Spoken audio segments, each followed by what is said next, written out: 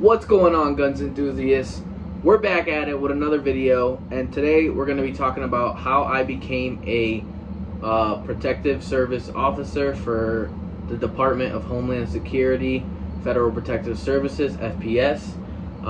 It's rigorous, it's tough, and only a few of the few are selected. So stay tuned and let's jump right into this video.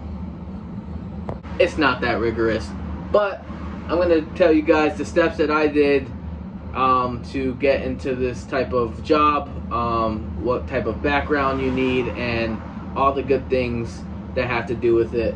So let's go. So pretty much what I do is I am a higher paid Paul Blart Mall cop.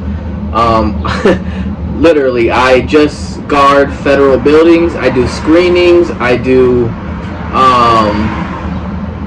wanding, x-rays of federal buildings, so anything like a Social Security office, an IRS building,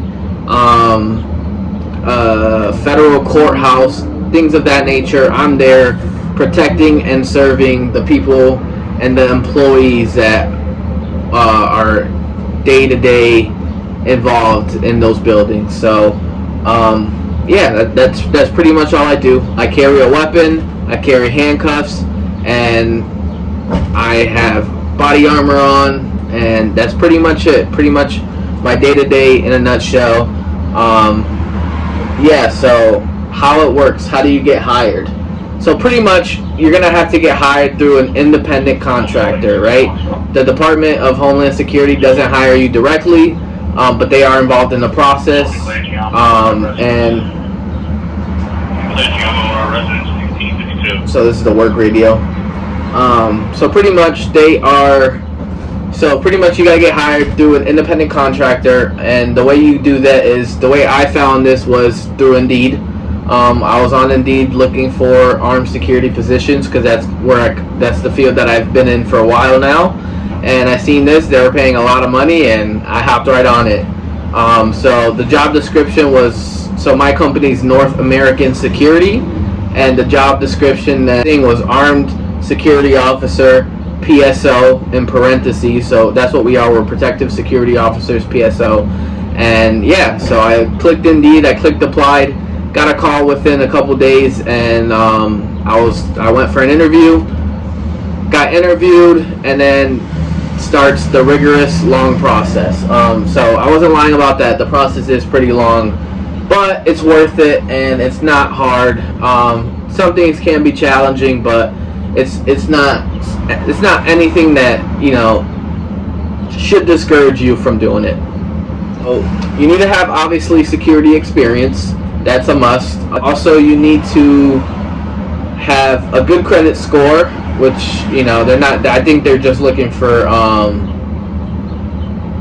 you know, that you don't owe a lot of money, or you're not bankrupt or anything. That being said, you also need a license to carry in the state that you're applying for. So you can be a PSO in pretty much, I believe, every state. And once you get on a contract, you can actually move to different contracts. So I'm contracted in Massachusetts, but I can move to Florida and hop on a contract there with a different independent contractor. So like I said, I work for North American Security, but another big one is Paragon. Paragon is in Massachusetts. Also, it's in Florida, and I believe New Hampshire, Maine. So that's another big company that you guys can look into. So like I said, you apply with one of these contractors. You get your interview. Once you pass your interview, you then have to fill out a lot of paperwork. And by a lot of paperwork, I mean a lot of paperwork. So you're pretty much filling out paperwork for like an hour, probably inside the recruiter's office. And then once you do that, you have to, they're gonna set you up with pretty much, it's called EQUIP, which is a federal background check system, and you're gonna have to fill out that whole thing, which is, again, a federal background system to get adjudicated, which is basically saying that, you know, you're not a mass murderer or a rapist or something that would pose a threat to national security. So that equip is going to take you about 2 hours to fill out online. Once you get that done, within a couple days you are going to get the okay, that they received your equip, and they're going to let you know if there's any issues that need to be fixed before they can adjudicate you pretty much. And within that time frame, you're going to start going to training. I don't know how training is for other companies. I know Paragon. Sorry, I'm leaving work. So, alright. Pretty much Paragon's training is like the same as ours. So I'm pretty sure most of any independent contractor that you go for, it's going to be the same type of training that you do, because one, it has to correspond with the Department of Homeland Security and their regulations on how they want their officers trained. So it's not a 9-month, 10-month program like a police academy or a federal police academy. It's 2 weeks. So pretty much once you've had the interview, did the background check, and are in that process, you're gonna start your 2-week training. And what it is pretty much is the first week of training is gonna be all classroom textbook stuff. You're gonna go through the big Department of Homeland Security handbook and pretty much learn everything about being a PSO, how to handle certain situations, learn about terrorists and threats, learn about shooters, learn about different codes, learn about how to dress as a PSO, how to act as a PSO. You're also going to learn so many things. It's just pretty much a big handbook that you're going to take that whole week with an instructor and your classmates going through. Again, I don't know how other companies do it. My company, we literally had to read chapter by chapter. I think that was to just kind of cover their ass so they can say, they read it. So that's the first week. Second week is kind of where it gets a little bit more fun. Second week is going to be your kind of hands-on, more training. So you're going to be doing your shooting classes, your shooting training. You're basically going to go to the range a couple days out of that week and just blow through some ammo, have fun.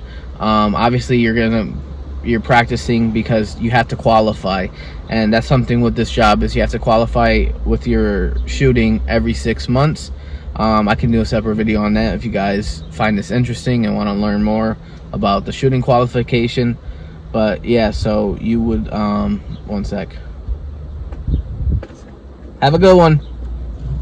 So pretty much you would, so after the first week, which is the book work, the tedious, boring stuff, second week is a little bit more fun. You're doing the shooting classes.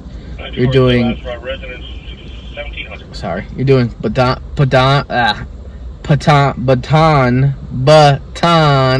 baton training. So learning how to use a baton. You're doing handcuff training. You're doing OC spray training, and yeah, and just learning about different situations and how to handle them properly. So it's 2 weeks. If you pass all that, pass the pistol thing, pass all those trainings, then the next step is you go to take a big test. Again, I don't know how it is for different states, but for Massachusetts, we went to Boston, and you go into one of the federal buildings and you have to take a test, and that test is basically on everything that you read that first week. So a good thing is to just follow along when you're reading, and just ask questions and kind of go over everything. And if you pass that test, you're good to go. And then the last step is x-ray and wanding training, and that's 2 days, so that would be like the week after. And if you fail that test, well, you're kind of out. You could ask to take it another time. I think they'll let you take it 1 or 2 more times. and if you pass, you pass. If not, then I guess you have to just kind of reapply either with a different company or wait a couple months and apply with that company again, do all that training again. So yeah, that's pretty much in a nutshell. Quick synopsis is, you know, find a posting on Indeed or look for independent contractors. Look for PSO jobs with FPS, the Department of Homeland Security. Gonna do your background check, start your 2 weeks of training, and go from there. Again, you do need to have some type of security experience. I don't believe it needs to be armed, but you know, that looks better. People come from retired COs or police officers. A couple people come from armored trucks. So just any type of security experience. Got to have, you know, a good background, clean record, pretty good credit. You have to have your LTC or your CCW, whatever state you live in, and